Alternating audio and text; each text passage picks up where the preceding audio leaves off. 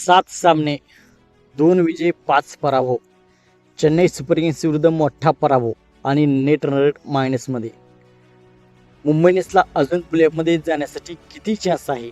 तर Mumbai इंडियन्सची team IPL 2026 मधून बाहेर पडली. तर संपूर्ण मुंबई इंडियन्सचे समीकरण आपण या व्हिडिओमध्ये जाणून घेणार आहोत. तर मित्रांनो, मी आहे सोमनाथ सरकर. आपण पाहतात क्रिकेट मराठी. मित्रांनो, चेन्नई सुपर किंग्सने मुंबई इंडियन्सचा वानखेडे स्टेडियमवर येऊन 103 धावांनी पराभव केला आणि मुंबई इंडियन्सची नेट रन रेट हे मायनसमध्ये गेलेले आहे आणि मुंबई इंडियन्सची टीम पॉईंट टेबलमध्ये 8व्या क्रमांकावरती गेलेली आहे. आतापर्यंत त्यांचे 7 सामने झाले आहेत. 7 सामन्यापैकी फक्त 2 सामन्यामध्ये त्यांना विजय मिळवता आला आहे आणि 5 सामन्यामध्ये त्यांचा पराभव झालेला आहे. तर अजून मुंबई इंडियन्सचे सामने शिल्लक आहेत 7. तर प्लेऑफमध्ये जाण्यासाठी 16 पॉईंट आवश्यक असतात. म्हणजे 14 मॅचेसपैकी 8 सामने कन्फर्म टॉप 4मध्ये जाण्यासाठी जिंकावे लागतात.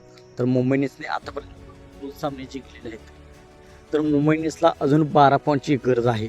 तर त्यांचे सामने आता शिल्लक आहेत 7. तर 7 सामन्यापैकी मुंबई इंडियन्सला टॉप 4मध्ये जाण्यासाठी 6 सामने जिंकावे लागतील.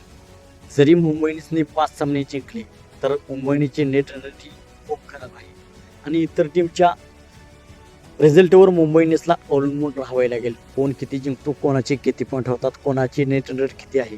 परंतु मुंबई इंडियन्सला हे सामने तर मोठ्या फरकाने जिंकावे लागतील. तर 7 पैकी 6 सामने जिंकले तर मुंबई इंडियन्सची टीम ऑलमोस्ट टॉप 4मध्ये जाईल. 7 सामन्यापैकी 5 सामने जिंकले तर नेट रन रेटवर अवलंबून असणार आहे. 7 सामन्यापैकी 4 सामने जिंकले तर आणि 3मध्ये पराभव झाला तर मुंबई इंडियन्सची टीम पॉईंट टेबलमधून म्हणजे IPL 2026 मधून बाहेर पडू शकते. तर मित्रांनो, आपणास काय वाटते? मुंबई इंडियन्सची टीम कमबॅक करून टॉप 4मध्ये जागा मिळवेल का? आपणास काय वाटते? आपण कमेंट सेक्शनमध्ये सांगा. आणि अशाच क्रिकेट IPL अपडेटसाठी चॅनल सबस्क्राईब करायला विसरू नका. थँक्यू.